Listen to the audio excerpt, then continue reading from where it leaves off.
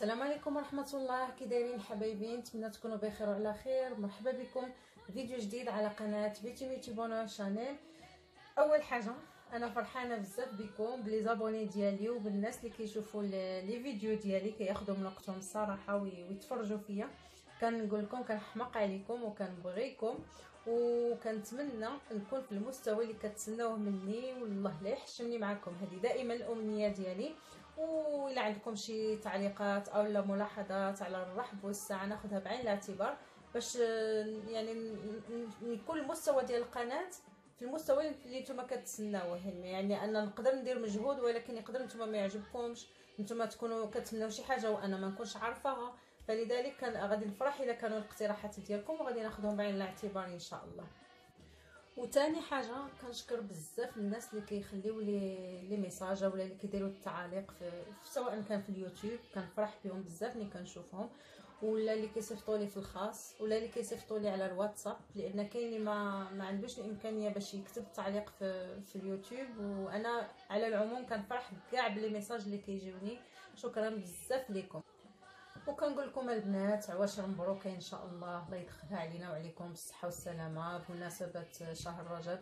ما بقى والو لرمضان الله يبلغنا ليه لا فاقدين ولا مفقودين ان شاء الله. والله يتقبل منا والله يسمح لنا والله يهدينا. وكنتمنى نبقاو نحطوا قدامنا علامه استفهام باش نعرفوا فين راحنا، فين واصلين في علاقاتنا مع المحيط ديالنا، في علاقتنا مع ربي، في علاقتنا، في سلوكاتنا، في اخلاقنا. ايوا هذا ما كان. هذه نصيحه كنوجهها ليا وليكم كاملين. مره الواحد يسال نفسه. وبما اننا نهار 8 مارس 8 مارس عيد المراه كنبغي نهنئ كل مرأة عربية أو مسلمة أو مرأة بصفة عامة اللي كتكافح، اللي كتناضل، اللي كتربي، اللي كتقرا، اللي كتخدم، اللي عندها طموح. يعني كل وحده عندها هدف في الدنيا كنهنئها، وكل وحده عندها واحد الواجب كتأديه كنهنئها عليه، وخصوصا اللي كتأديه بضمير يعني وبحسن نية كنهنئها عليه. ودائما المرأة راه وراء كل رجل عظيم امرأة. يعني راه المرأة وما جاتش غير كانت عظيمة، راها تستاهل اكثر من عظيمه. والمهم ما نطولش عليكم. انا هذا النهار بغيت ندير واحد طرطه خفيفه بهذه المناسبه. غادي تجي صاحبتي عندي وغادي هكا ناكلوا مجموعين اللي قسم الله، وغندير الطرطه بغيت نشاركها معكم وتعيشوا معايا شويه الاجواء. هاد الطرطه البنات كنديرها انا على شكل جينواز عاديه اللي معتمد عندكم. انا غادي نشارك معكم طريقتي، ومن بعد كنديرها على شكل بسكوي غولي، وكتجي لذيذه وخفيفه وسهله في التحضير. تبعوا معايا المراحل ان شاء الله باش تعرفوا الطريقه. للجينواز غادي نحتاج 4 ديال البيضات، واحد الكيس ديال الخميره الكيماويه بيكن باودر ديال 8 غرام، قبيصه ديال الملح، واحد 120 غرام ديال السكر، وتقريبا حتى 150 غرام ديال الدقيق على حسب حجم البيض شحال غادي يحتاج لنا ديال الدقيق. وفي الاخير كنضيف 2 معالق كبار ديال الكاكاو على حسب يعني اللون اللي بغيت، واش يعني اللون مغلوق ولا غير شويه فاتح، كيبقى هذاك اختياري. ندير 120 غرام ديال السكر،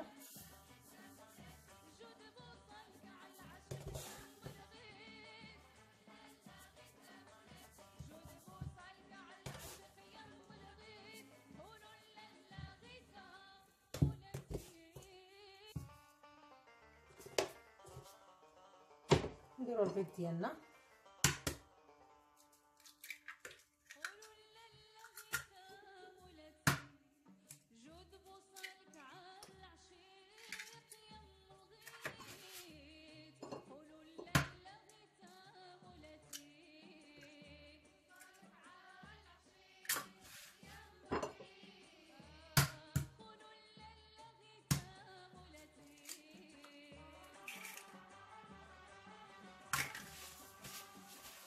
نديرو واحد القبصه ديال الملح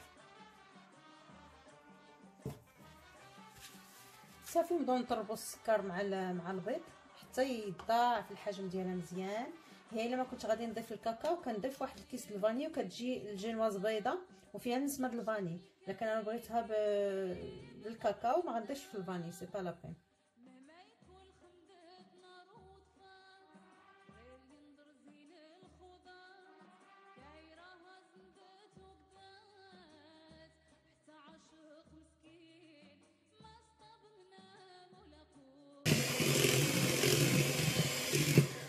صافي حتى كيولي لنا الخليط عاقد بهذه الطريقه هذه، وكنوقفوا التطريب.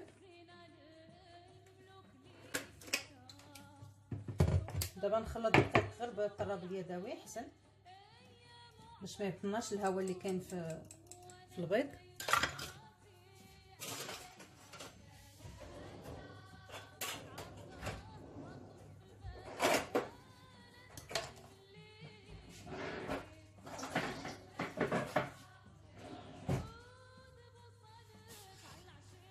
هنايا راني درت 150 غرام ديال الدقيق، نقسمها على جوج، نضيف داك الكيس ديال الخميره،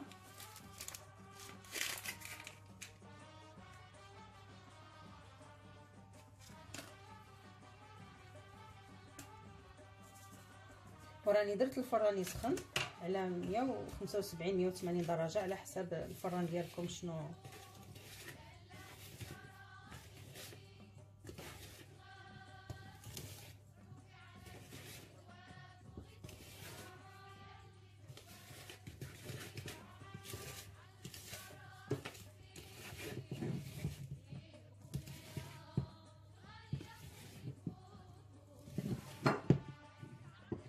شويه الدقيق،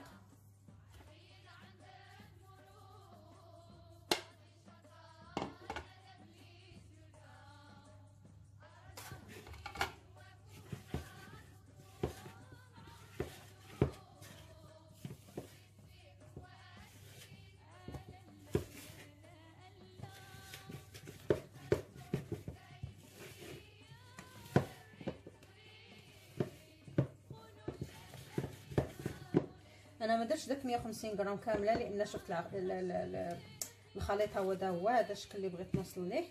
نقول تقريبا نكون درت واحد 130 غرام، بقات لي هنا واحد 20 غرام.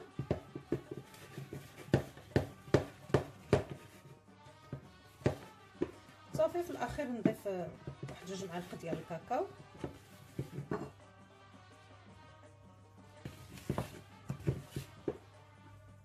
حتى هي نغربلها.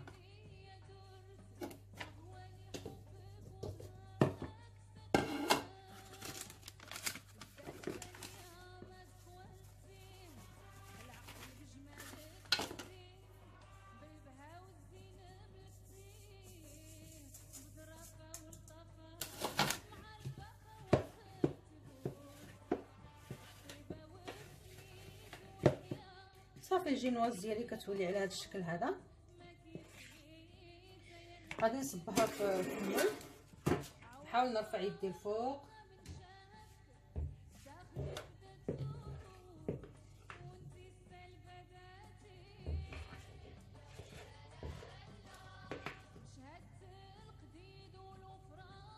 من بعد كنحاول نسرحها غير من الفوق، ما نبركوش لتحت باش ما يخرجش الهواء اللي فيها. نحاولوا نديروا على شكل مستطيل،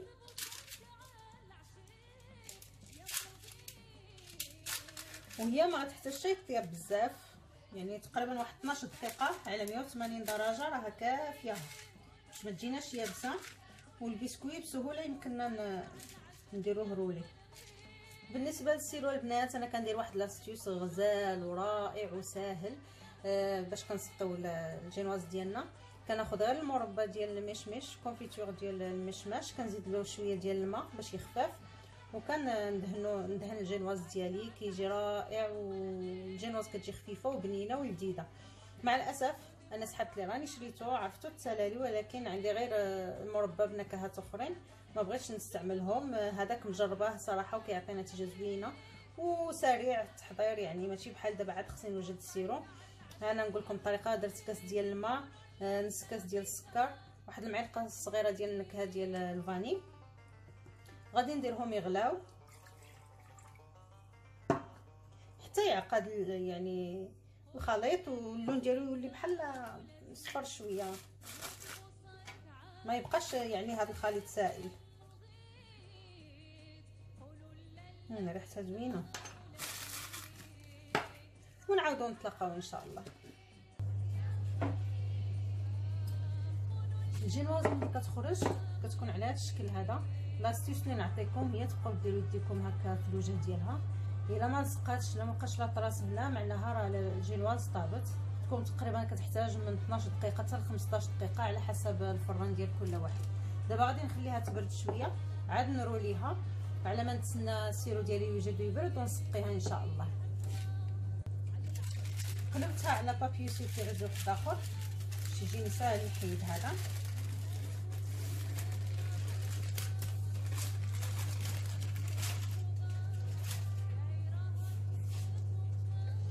نحاول نحيد لها الطرف هادو باش تجيني مقاده.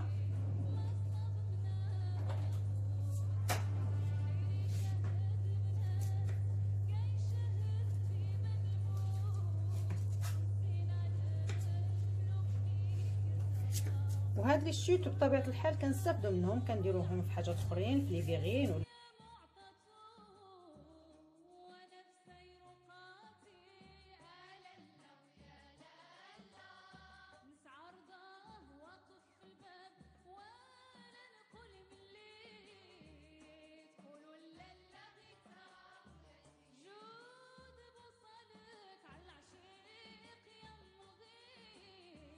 هنا البنات الجوز اختياري او القرقاع، يعني هو كيزيدها واحد النخوه، كيزيدها واحد الفخامه. يمكن لكم تكتفيو غير بالجنواز وبلا كريم اللي غادي نحضروا صافي. انا كيعجبني نزيدو فيها باش كنحسوا بداك لو كروكون. وغادي نديرو غير بالدلاك هكا، انا ما يعجبنيش نهرمشو لان ملي كيتهرمش بالماكينه كيجي مسحوق، ما كيجيوش الحبات باينين. هكا غير كنضغطوا عليه كيجينا متساوي في الحجم.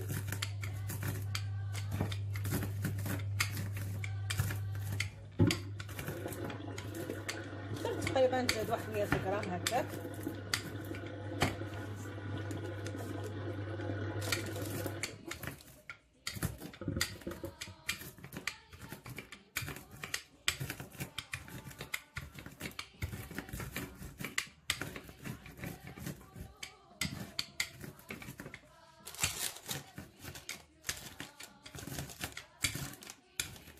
شي ما كيجيش مطحون، كيبقى باين.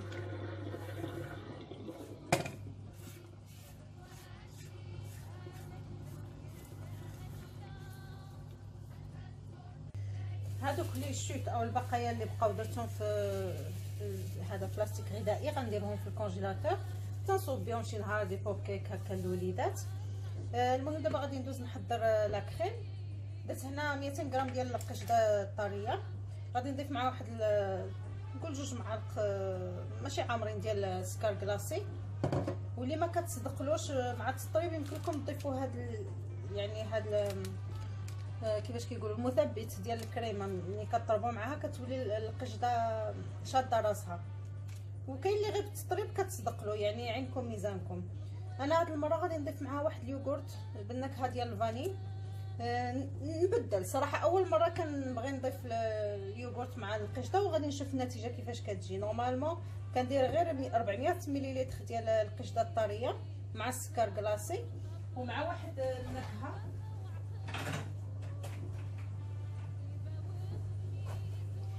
كنزيد واحد المونكي في الاخير. ما عرفت شنو تقترحوا عليا. عندي هنا فرامبواز، كراميل، اورانج، سيترون. الجينواز دايره فيها الكاكاو. غادي نزيد الكركاع، عندنا الفاني. شنو اللي غادي يتواتى مع هادو؟ اورانج، كراميل، فرامبواز، سيترون والكركاع. غادي ندير كراميل، ندير واحد شويه الكراميل في التالي. دابا غادي نطرب الكريمه مزيان مع هذا السكر كلاصي.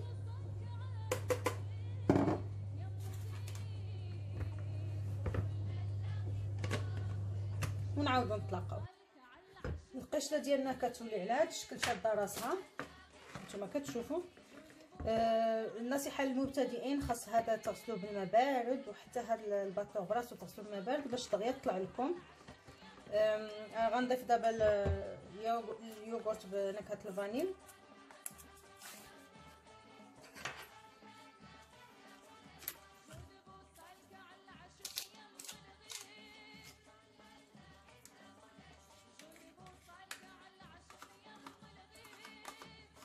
وكنظن غادي نضيف داك المثبت.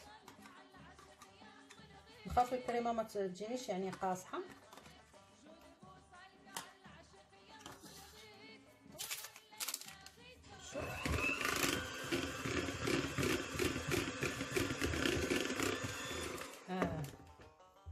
ضروري نضيفوه.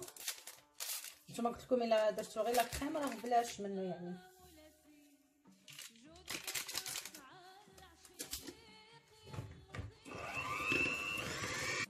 الكريمه عقدات. من زدت هذاك المثبت نزيد شويه ديال النكهه ديال الكراميل.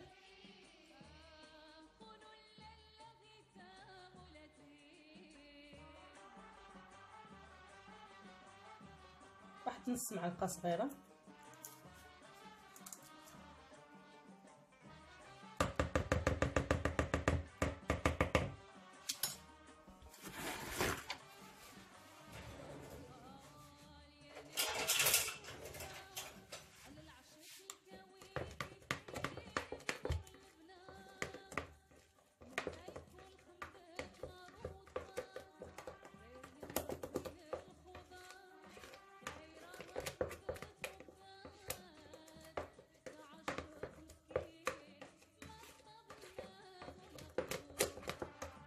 العناصر ديالنا هي واجده دابا. لا جينوازا هي دي، الكركاع هو دا مهرمش، السيرو ها هو دا كيولي على هذا الشكل هذا. تقريبا بقى واحد ربع ساعه كيغلي. ولا كريمه هي اللي ولات بهاد لا تيكستور. المهم منين قبل يعني ما كنخليوهاش برا، كنخليوها في الثلاجه حتى نبغيو نديرو الدريساج.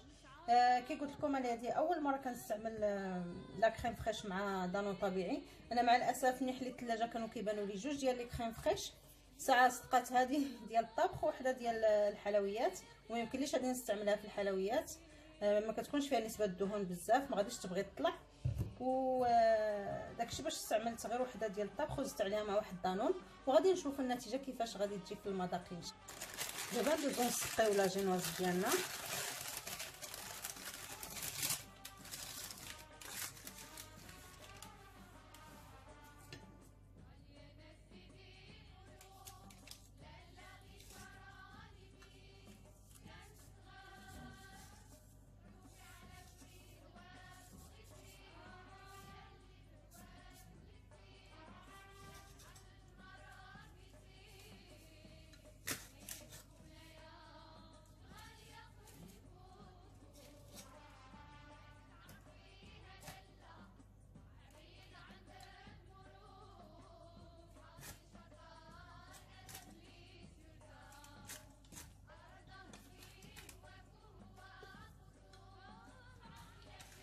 كيف قلت لكم هاد نهار عيد المرأة،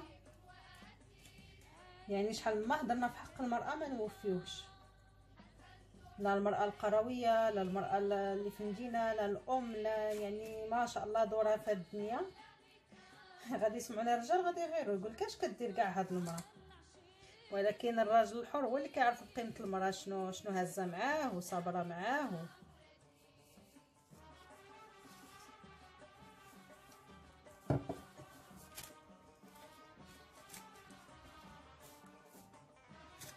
دابا غادي ندوز عليها لاكريم.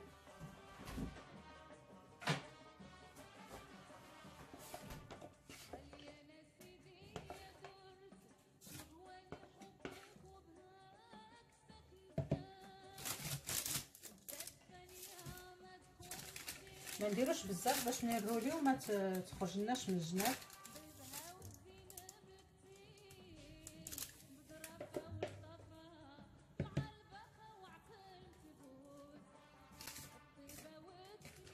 ما كنوصلوش حتى للتالي.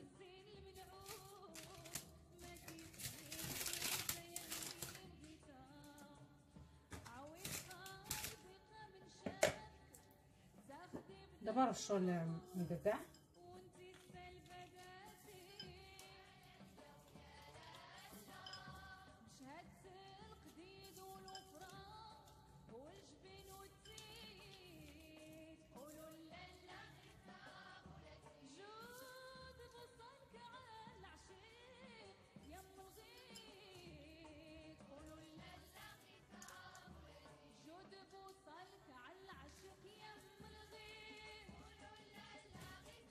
نعاودو ندويو.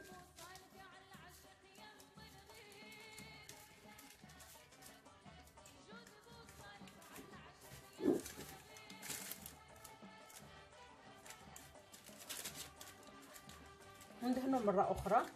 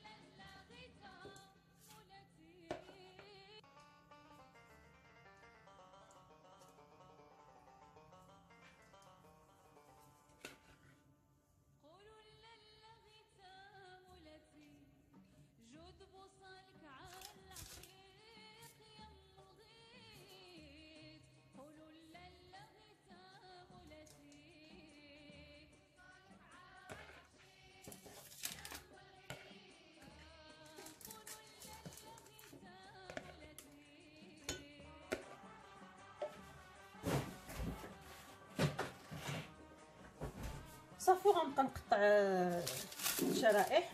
هنا انا درت في واحد الصينيه، درت هذا لو سوبلا اللي غادي يتحط عليه الطوطه، وغادي ندير واحد السيركل هكا. يمكن لكم تستعملوا المول العادي ديال الكيك اللي كيتحل من الجناب.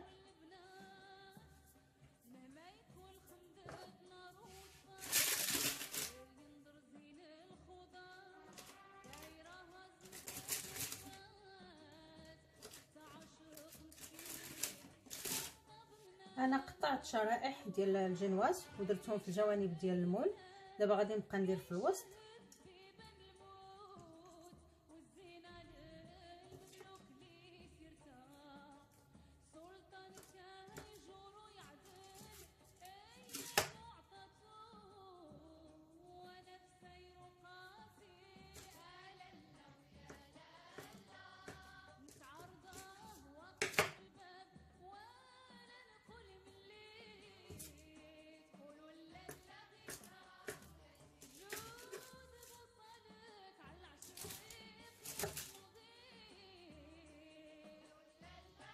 نحاول نلصق طرف مع طرف باش في التقطاع ما تعذبناش.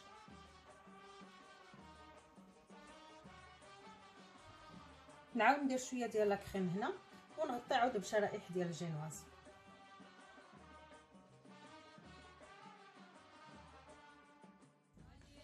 صافي كنوليو نديرو لها الكريمه على وجهها. التزيين كيبقى اختياري، داكشي بغيتو. الا كانت عندكم كريم شونتي بزايد ديروا وريضات، تزينوا بالشوكولا، المهم المذاق.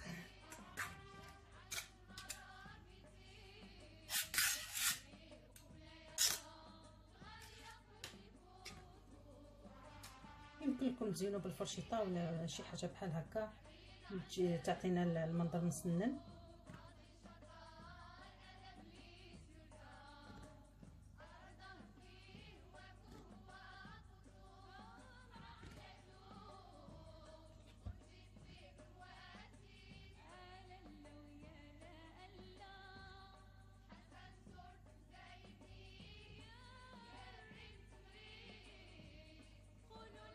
صافي كنحيدو داك الاطار.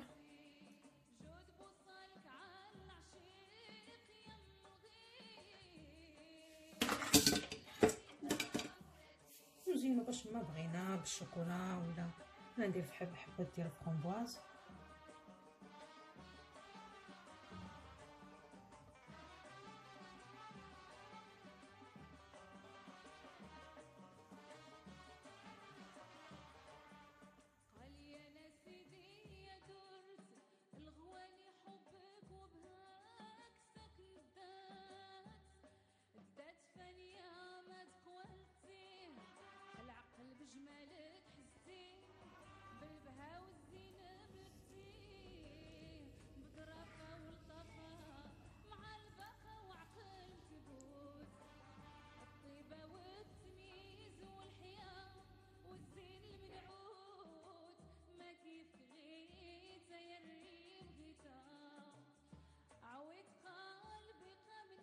وهاد العصير البنات ديال الالوفيرا كنصحكم به، كيجي غزال ولذيذ وصحي، ما تشبعوش منه. ان شاء الله غير تجربوه غادي يعجبكم. دابا ندوز نحضر لا سلطه.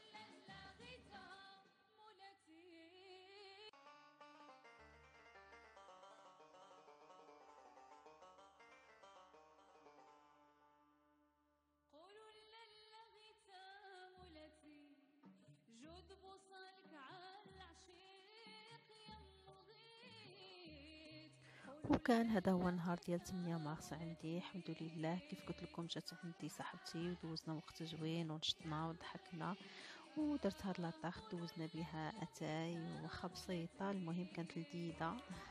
المذاق ديال الكريمه جا زوينه البنات. المهم خلقنا السعاده من لا شيء، والله يجعل ايامنا كلها افراح وسعاده. كنتمنى الفيديو ديال اليوم يعجبكم وديروا لايك والاشتراك بالنسبه للناس الجداد، ونقول لكم الى فيديو قادم باذن الله. مع السلامه.